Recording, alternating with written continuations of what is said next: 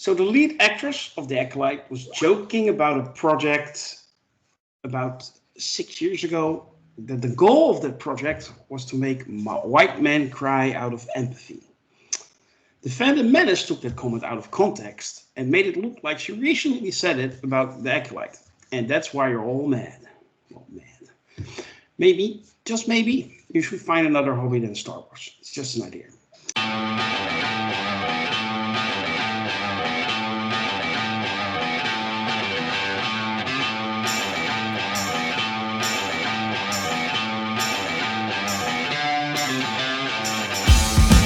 This is the review of champions, and I'm your host, Grandmaster. With me is a powerful panel made up of the finest champions Sakar has to offer. Let me introduce them to you. First up, the man with the plan. Sir Taylor first, how are you? I'm great. Okay. And then showing his beautiful face on camera, as always. Merv, how are you? I'm fantastic. Okay. Mr. Lord Deathman is also joining us, but he's fixing some audio problems, or has that been done? No, not yet. Well, we will get back to him later in the show. Yeah, today we're going to talk about episode 3 called Destiny of the Acolyte. But before we do, I want to ask you all to help us out. Like and share this video and subscribe to our channel. And if you really can't get enough of us, join our ranks at sakar.freeforums.net. If you join the forum, and yeah, if you want, you can join us in our podcast or reviews. We're welcoming everybody. Consider this your final warning. After this point, we have spoilers incoming. So check the episode out first, and then come back to our review. Sorry, it's late. I'm a bit tired, so if I'm rambling, just forgive me. Let's get started. Flashback episodes. They don't always work, or sometimes they do. And let's find out if the champions think they did this time. I'm going to start with you, Taylor. Quick thoughts on episode 3, Destiny of the Acolyte. Flashback episode, did you like it? Well, I agree that flashback episodes don't always work, and I almost think this should have been the first episode, and it might have actually worked a little bit better if they had done it in order. The episode itself had a lot going on. There was exposition, but they didn't give us the whole story. There's a lot of questions out there. And there were some issues that we'll get into, of course, as far as the storytelling goes. But there was a lot happening there, and I don't think it was horrible. I'm not going to say I hated the episode. I thought it was okay as an episode. And if the stuff that was set up in this episode actually plays out and pays off well, I think this episode will look better in hindsight. Mm-hmm. Merv, your thoughts? Yeah. It's kind of one of those. I agree with Taylor. If it was the first, I almost think it should have been like the first episode of the season to give us more insight. And I think the first 2 episodes would have looked a little bit better if we had this background already, or at least some character moments. But I felt like this episode gave us some information, but withheld a lot of information. So it kind of shows us the background for the series plot, but in kind of a clunky and somewhat unsatisfying way, because I left this episode really knowing everything that I already knew, kind of about the events that happened. Just you got to see it in action. It did have some good elements, so it wasn't as terrible as every Star Wars fan on YouTube would have you believe, but it definitely wasn't the best TV I'd ever seen, put it that way. Yeah. I don't know if it's Star Wars fans on YouTube. I think it's people trying to make money out of toxic people on the internet. But anyway, I believe Lord Deathman's audio problems are not fixed. So if you want to, Merv, you can take a deeper dive into the episode. We'll go to Lord Deathman later. Sure. Uh, so again, I think the biggest problem that this episode had, I'll get to some things I liked later, but one of the big problems I had was that pretty much everything we saw here we had already known, or at least knew from Saul and Osha. They pretty much described this episode to a T in dialogue and exposition in the previous 2 episodes. So pretty much every perspective we see here is Saul or Osha, and it all kind of confirms their stories that we've heard so far. And I feel like there's so much more to the events here that we don't know. That why did we need a whole episode just confirming what these characters knew? Why not give us something for us, the fans at least, to grasp onto and say, well, what about this? What about that? And there's a lot of like questions in this episode. I had a lot of questions whenever this episode was over. But I don't think any of them are leading to any like coherent end game for me right now. I mean, eventually they probably will, but it's like I almost feel like we're like squeezing the juice out of this thing just to not give us any more information than is absolutely necessary to get like one episode at a time, and it really feels like it's almost just here just to pad the runtime of everything. I have some problems with the characters. I still don't really like or know any characters outside of Osha or Saul, and that this episode didn't really change anything. If anything, it made me really confirm that I'm not going to be on May's side of this story. She was terrible as a kid, and she's doing terrible things as an adult. I can't sympathize with that character, so she's clearly the bad guy in the story for me. I don't know how she's going to justify it. I did like Kalnaka with the brief scene, but he was a Wookiee, so I was probably going to like him anyway. It was going to be hard to get me to hate a Wookiee, even the evil ones. Mm-hmm. And outside of that, like there's just a lot of like foundational issues with the show, I think. Like the script just feels really bad at times. Sometimes it feels good. There's a few like heart-to-heart conversations. I feel like a lot of those are done really well. But like for the big example for me is the opening scene with the twin girls. Some of that dialogue just felt awful. It was just like... Was it the dialogue itself, or was it the delivery? Because I actually, personally, I had some trouble with the acting from both. It felt a little bit fake. Yeah, I don't like harping too much on like child actors, because the bar, I put the bar real low for child actors. I'm not going to say they were good, because they weren't, especially the one playing May, not to pick one out, but she wasn't really doing a good job. But if you take the lines out of it, like I still feel like those lines, I don't even know if like Gary Oldman could have done a good job with those lines. Like it's just not well written. You know what I mean? Did George Lucas write it? Oh no, there's a chance he did. And I'm not saying that the bad dialogue is like, this is a first for Star Wars. We've never seen bad dialogue in a Star Wars production. That's not the case. But like, it needs to be pointed out, and maybe in the shadow of Andor, it's even more like prevalent. Like, well, this is kind of bad. You know what I mean? Like, maybe it's just like, wow, now that we have something really good to compare it to, like this all looks like trash by comparison. Yeah. But I mean, even outside of that, like there's just a lot of moments where like the plot is like, for lack of a better word, making mistakes. Like, like a Jedi handing a lightsaber to a child, like all these little things. Just, it's like, why are you making the dumbest choice you can make at this particular moment? And this is going back to even like episode 1 with the whole like jailbreak scene. As comically funny as I found that scene, like it was just like bad decision after bad decision after bad decision. I'm like, why are you making all these characters so dumb? Like, why are they written so dumb? Is my thought, like in a meta way as I'm watching the episodes, and that's like not very great. Yeah. And I will also say, like, obviously that there's a lot of derivative elements here. Force-born children, like 2 moons and 2 suns and that sort of thing, and twins. Everything just feels like I've already seen part of this, and it's just like it kind of starts to feel like this Frankenstein monster of other Star Wars ideas that are now this show.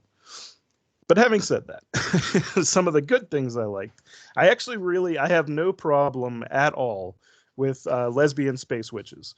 I really like the idea, not necessarily the execution here, but the idea of showing different cultures and different groups like interacting with the Force in a different way as opposed to the Jedi way of interacting with the Force. I like that concept very much. So the idea that these witches existed in their version of the Force being the thread, none of that bothered me at all. I actually thought all that was pretty interesting on the surface. It's really just in how it was delivered that kind of gave me some issues. and I don't hate the idea that, like, there's some questions about like the way that the Jedi acquire their children. You know what I mean? I don't hate that being brought up either. I just think the way that everything was presented to us here, structurally, and the way everything was executed, just it all could have been done a lot better. Well, Lord Deathman's audio problems have been fixed, so I gladly give him the floor. Take it away, sir. Hey there, everyone. I'm doing okay. How are you guys doing? Yeah, we're doing great. We're talking about the Acolyte episode 3. Do you have some insights on that? I do. It's always unfortunate when you have a show that strives for and reaches for something higher on a conceptual level and then fails, right? I think creatively, those are the biggest kinds of missed opportunities you get with shows like this. And I think when I look at the Acolyte in its totality, not just this particular episode, someone really didn't ask the question why. Why does this show need to exist in the canon of Star Wars? What is it exactly that we are trying to say about any particular aspect of Star Wars? What is it that is going to make this show unique and worthwhile in terms of watching? So for me, this episode was a miss, and the show itself is failing for me. Not for the reasons that you hear in the cottage industry on the internet of hating Star Wars or hating lesbian communist witches who are pseudo Force practitioners. I'm not on board for that stuff. I think that stuff is a cottage industry that people use to make money. And if anyone wants to call me a shill for not getting on board with those types of agendas, I gladly accept the label. It's just the show is just failing creatively. It's not making a lot of sense in terms of the motivations of the characters. It's not even really living up, and not to turn this into a vocabulary lesson, but when you say the word acolyte, right? When you say the word acolyte, to me, it brings up a whole well of images and connotations. An acolyte is someone who follows a particular religion or belief system fervently. An acolyte is someone who has a master, and that master passes on knowledge and a philosophy to said acolyte. I know it's only episode 3, and a master may come out of the woodwork here. But this show, as of 3 episodes, and this particular episodes, is missing the actual point of calling someone an acolyte. This show should be renamed The Insane Psychotic Child Who Wants Revenge, right? This is about a girl who learned Wing Chun martial arts and wants to kill 4 dudes, right? It's not necessarily about someone that is following, Sith philosophy in terms of their usage of the Force. It really is just falling apart on that level for me. And I just think it's a huge disappointment and it's a huge missed opportunity. Now, they could turn that around in the next 5 episodes and really make this about seeing things from the Sith perspective, understanding why they feel that passion, that giving into lust and violence and greed is a legitimate meaning or use case for the Force. Instead, they introduce us to a whole nother sect of Force practitioners who are not Sith, who are the aforementioned lesbian communist witches or whatever label we're giving them today. And like much like Merv, I feel that that's a great concept. I feel like, wow, this is a great spin on the show, and that's something I can give them credit for. Is it executed well? No, it is not. The power of one, the power of two, the power of many. That gave me these cringy vibes of like guys in the 1990s that went out into the forest with these drums and they would kind of beat them and then yell at the, trying to get back to their more primal roots. That felt like a disservice to these lesbian communist witches. That kind of pseudo spirituality. It added absolutely nothing to their culture or how they go about things. But the fact that there are different interpretations of the Force and what its purpose is great conceptually. Just a poor execution here. We also get some information about the Jedi, how the Jedi operate. We've always thought of them as sort of morally upright, unimpeachable knights of the old republic that always managed to do the right thing. But this show is making them look woefully inept and like pseudo child predators who just run up into families. And 8 or 7 or however old those children are, you can't make those decisions. I wanted to be Albert Einstein when I was 8. Right? No one's going to take me to Albert Einstein school away from my parents. That's ridiculous, guys. Let's not do that as a storytelling device, right? I just can't get on board with some of the stupid, ill-conceived decisions that this show is making. So in my deep dive analysis, wrapped up with quick impressions, this episode was a miss, but I do see what they were striving for. They just were not there with the execution. Yeah, I agree. Taylor and I got to talk last week, of course, about episode 1 and 2, and we basically came to the conclusion it was good for what it was, a setup for the rest of the show.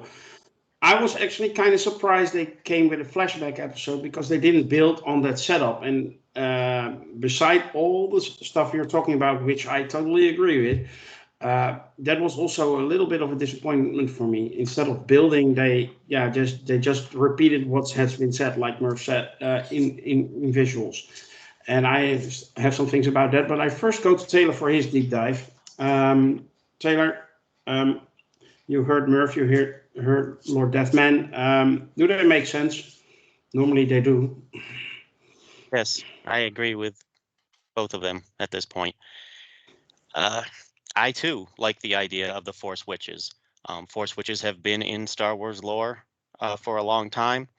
One of the Ewoks movies had a witch. The Clone Wars and Rebels cartoons had the Force Witches, the Night Sisters, and the recent Ahsoka, of course, had witches, and the recent Tales of the Sith cartoon on Disney Plus has a deep dive on Morgan Elsbeth and some other Force witches. So I'm all for exploring that corner of the universe, these other Force users who are very different from the view of the Jedi, and they don't even call it the Force. I like that. They call it the thread or whatever. But what the heck were they trying to tell us in this in this episode? First of all, the kids are out in the woods messing with the wildlife, and Mother Superior shows up. And at first, they refer to her as Mother, whatever her name is, the one with the horns. And it was so formal that I assumed that they just call all of their adults Mother this or Mother that, like a title, like Mother Superior and nuns or something. But then apparently, she's their actual mother, along with the other woman, the leader of the group, who are a couple, and we know they're a couple because of one split second of passion, of caring between them. The rest of the episode, not only would you not know they were a couple, you wouldn't even think they like each other. They were hostile to each other, and if they're the parents of these kids, they're the worst parents ever because they contradict each other in front of the children constantly. Rule number 1 of parenting: united front. No such thing with these two. Okay, that's fine. Whatever. Maybe they're not supposed to be parents of the year in the show. Okay, fine. The Jedi show up. I first of all, hide the kids. Don't make any attempt to stop these tiny children from just walking out of your group that you have them hiding behind. No, just stand there and let them walk out. Not that it matters, because the Wookiee smells children like the child catcher from Chitty Chitty Bang Bang. So they would have found them anyway. And then, like Merv said, let's hand a deadly weapon to a child and see if she likes it. Okay, fine. We have a right to test these children with your permission. Well, that's a contradiction. If it's a right, you don't need anyone's permission. What if she said, I don't give you permission? What would have happened then? They don't tell us what would have happened then. Would they have said, okay, bye, leave the planet? Or was that actually good writing? Was that actually the Jedi intimidating them, pretending you have a choice in this, but you really don't? I don't know if it was good writing or bad writing, because they didn't tell us what the actual truth is at that point. But seriously, the Jedi don't take children, but we'll let an 8-year-old child decide if they want to go with us, as I show them this laser candy and tempt them into my space van and take them back home to Coruscant. Well, let's just okay. I assume actually that it was in this case good writing, because the Jedi were not made out to be all that great. Are we watching this show from a certain perspective? May's perspective, maybe? Was this episode from May's perspective? Yeah, and that's the question that I'm left with at the end of the episode. Was this actually not the truth?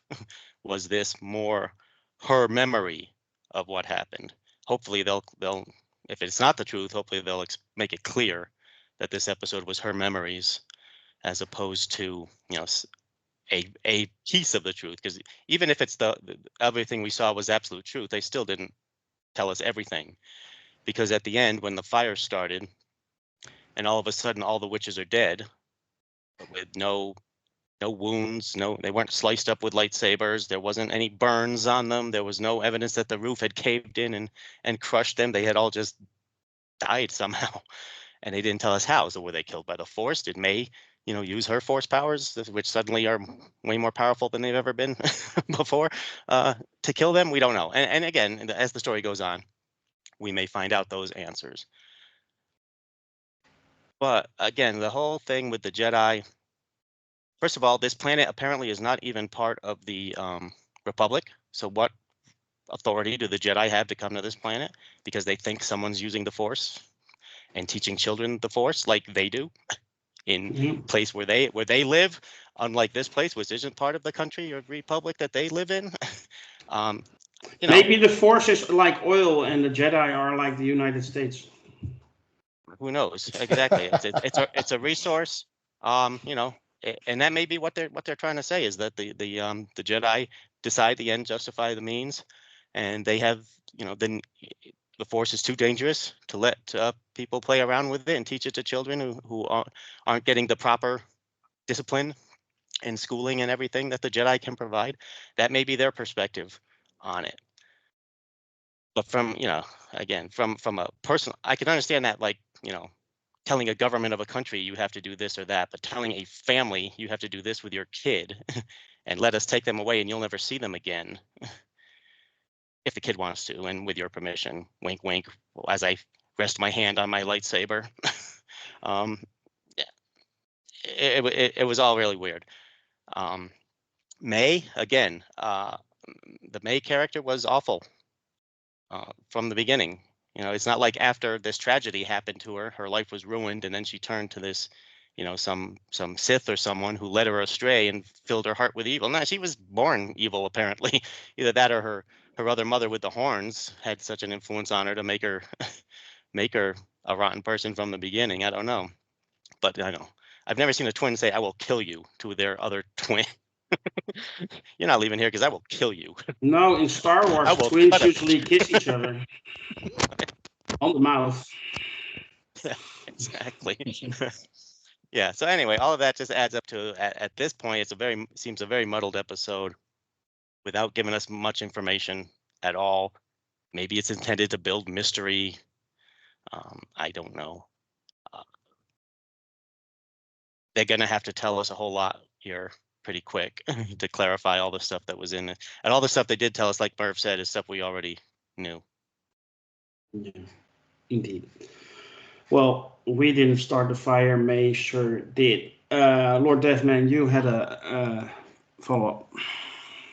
Yeah, I just wanted to build on something Taylor was saying, in that the only way that this episode could make even the slightest bit of sense is if it is being told from the perspective of an unreliable narrator, aka a child who has faulty memories of what actually happened.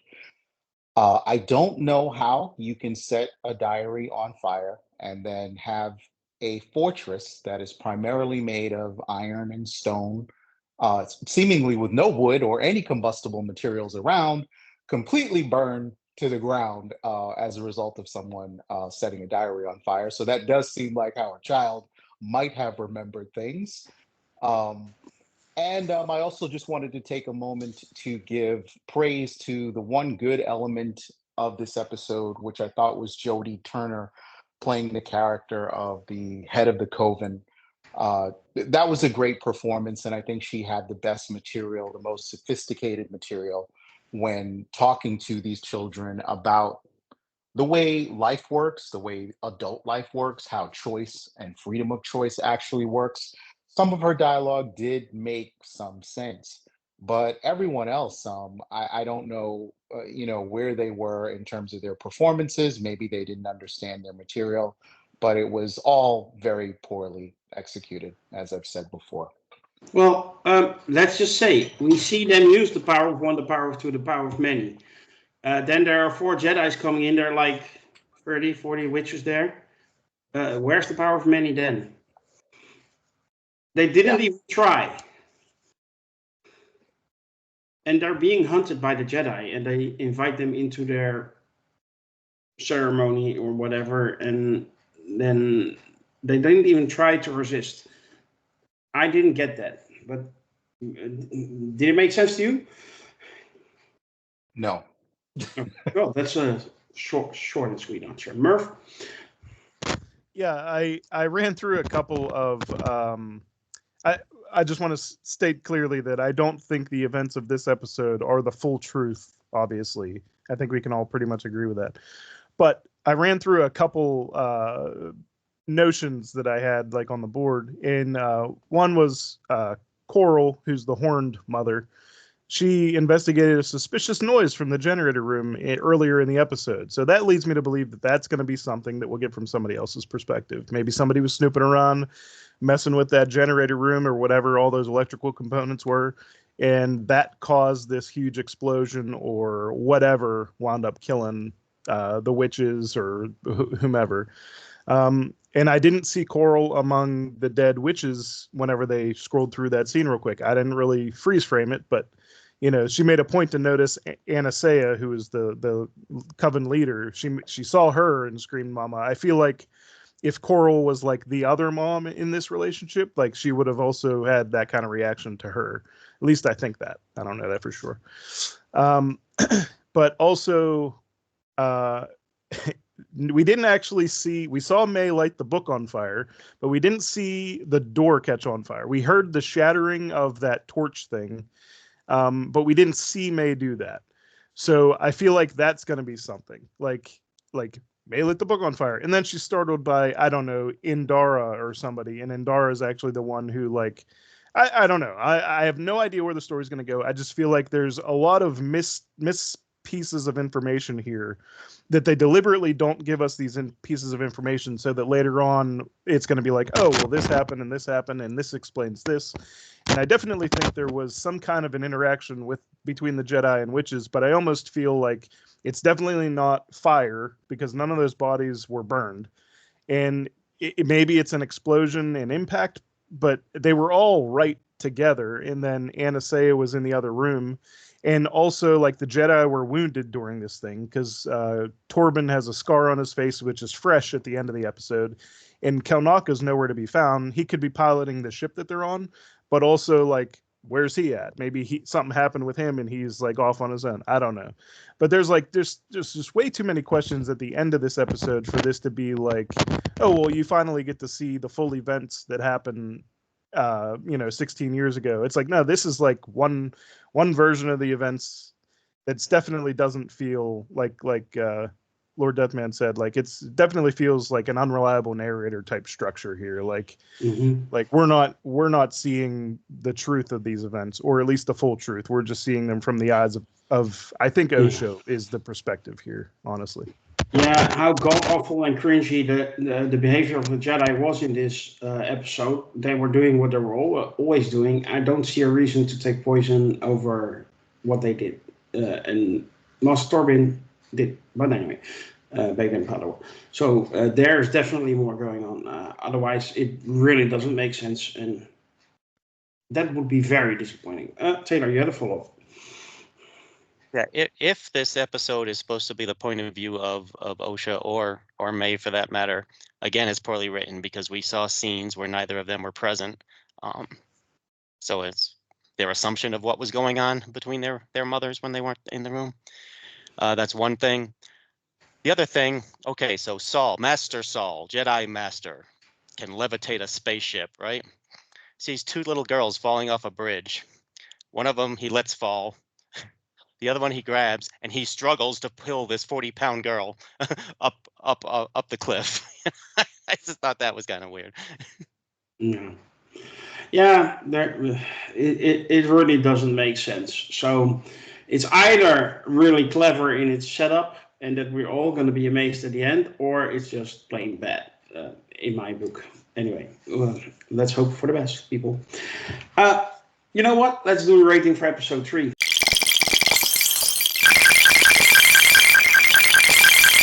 And I'm going to start with you, Lord Deathman.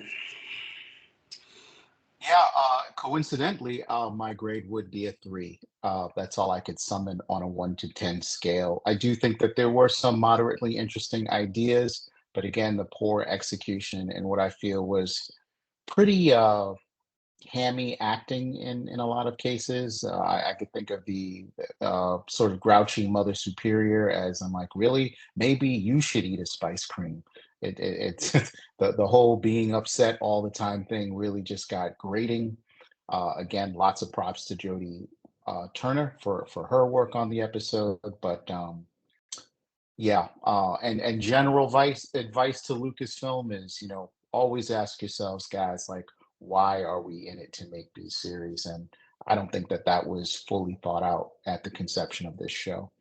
Yeah, and it pains me to hear this because I know we did the show way back when this show was announced, and this was actually one of the most looked forward to shows that Star Wars announced. Anticipated for sure. Yeah, and it's really painful that the execution so far is lacking. Taylor, your number, please. Yeah, first of all, I cannot stop wondering what spice cream tastes like ever since I saw the episode. Okay. I really want some spice cream. Following up real quick on what Lord Deathman said, it seems like they had, these ideas, these plot points that they wanted in a show, and they made a show, and the story is like an afterthought. At this point, it doesn't seem like they put as much effort into it. Maybe it'll get better as it goes on. As far as the score for this episode, I'll give it a 4. Well, if Taylor gives it a 4, then you're in trouble. I know that. But anyway, Merv, tell me. Yeah, just want to throw a little bit of a positive out there. I think Lauren Brady was the young Osha, and I actually did enjoy her emotional portrayal in like the scene with Anasea on a one-on-one where she's like basically comes forth and says, I don't want to be a witch, and then she gets, they get a little more into it, like, this is the life for me, I don't want to share a life with my twin, that sort of thing. I thought she did pretty well there compared to a lot of the other scenes with the young actresses. Like, it is what it is. But I gotta go 3 out of 10. It's not the worst thing since unsliced bread, but it's not really good either. Yeah. I'm gonna go 4 out of 10. I don't want to be too harshly because I still have hope. So I'm calling Obi-Wan, but yeah, it's a 4 out of 10 for me. The downfall from the first 2 episodes is pretty big, and yeah, I actually didn't need this episode at this point in time. It should have been the first, like you said, or much later. After revealing a lot of drama, getting a lot of setup and drama, and then giving us the answers in the flashback episode. But for me, it just didn't work as it should have done, and for all the reasons mentioned by you, amazing champions. So that will conclude this week's review of champions for episode 3 of the Acolyte. We hope you have enjoyed our discussion today. We tried to be honest and not toxic. I think we did a good job there.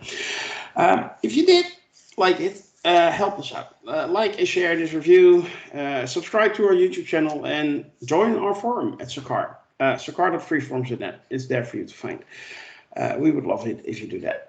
Soon we will be reviewing Deadpool and Wolverine, review series for Agatha all along, and the 2nd season of the Rings of Power are also on the calendar for us. And of course, episode 7 of the Star Trek project dealing with Star Trek 3, The Search for Spock. It's coming. In other words, we are very busy, and we hope you enjoy our content. For now, I thank you all, also on behalf of our champions, and wish the Force to be with you always. Bye.